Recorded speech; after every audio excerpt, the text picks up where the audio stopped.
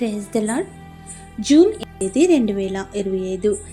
ఈరోజు దేవుని వాక్య వాగ్దానం. యెహోషువ 1వ అధ్యాయం 3వ వచనం. మీరు అడుగు పెట్టు ప్రతి స్థలమును మీకు ఇచ్చుచున్నాను. ఆమేన్.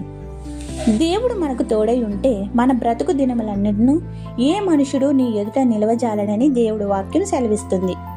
మోషేకు తోడై ఉండి పగలు మేఘస్తంభముగా, రాత్రి అగ్నిస్తంభముగా లక్షాది జనములను, పశువులను, ఆస్తులను సంరక్షించిన దేవుడు మనకు తోడై ఉండి మనల్ని కూడా సంరక్షించేవాడై ఉన్నాడు. నిన్ను విడువను, నేను ఎడబాయను, నిబ్బరము కలిగి ధైర్యముగా ఉండుము అనేది దేవుడు మనకు ఇచ్చే వాక్యమై ఉన్నది.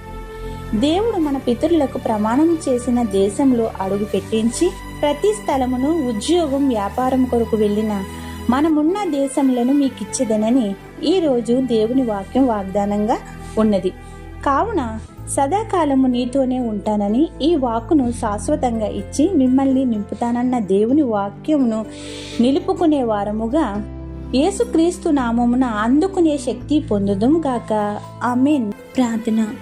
మా హృదయాంతరంగములను ఎరిగిన శ్రీ యేసుక్రీస్తు రక్షక, లాది కోట్ల స్థుతులు చెల్లించుచున్నాము. నేను నీకు ఆశ్రయదుర్గమై ఉండగా నీవు విడవబడిన వాడవు కాదు, విడవబడిన దానవు కాదని విలువైన వాటితో మిమ్మల్ని నింపి విలువైన పాత్రగా చేయుచున్న నీ కృపలకే కృతజ్ఞతాస్తుతులు చెల్లించుచున్నాము.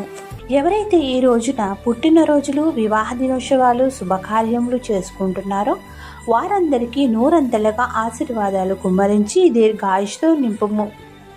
ఎవరైతే ప్రియులను కోల్పోయి నిరాదరణలో ఉన్నారో వారికి ఆదరణ దయచేయము.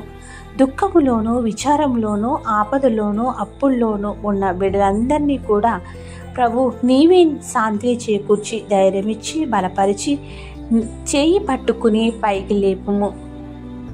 ఏది మరిచితమో ఏది విడిచితమో ఎరిగిన మా తండ్రి, అవన్నీ నీవే వర్ధిల్లింప చేయము. ఈ రోజున నీవు ఇచ్చిన వాగ్దానం కోసం వందనములు చెల్లిస్తూ ఇట్టి రీతిగా నిరంతరము నీ సన్నిధిలో ఆనందగానములతో కీర్తించగలిగే భాగ్యములను దయచేయమని పునరుద్ధానుడైన యేసుక్రీస్తు నామమున అడిగి వేడి కోరి ప్రార్థిస్తున్నాము తండ్రి. ఆమేన్. ఇట్లు దేవుని స్వార్థ పరిచర్యలో మీ సహోదరి. ఆమేన్. God bless you. అందరికీ మరణాత.